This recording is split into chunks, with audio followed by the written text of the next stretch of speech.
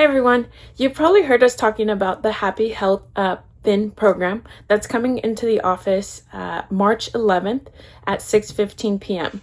So at this workshop, Dr. Randy and Dr. Rob will be going through and talking about the program, answering any questions that you may have.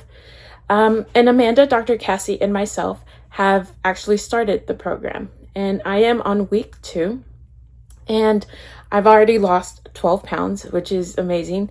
But also, for me personally, the reason why I did this, so I've done a lot of things throughout a few years. I have severe eczema, and I've had gut problems, and I've done a lot of the testing with Dr. Cassie, and it's made a lot of things better. But everything hadn't been like fully resolved. And with this program, I really love that it's focused on healing your metabolism, which, if you didn't know, your metabolism helps control pretty much everything within our bodies. So I'm super excited to see what the rest of the program will have and hold for me, and more so excited, like I feel like I already have more energy.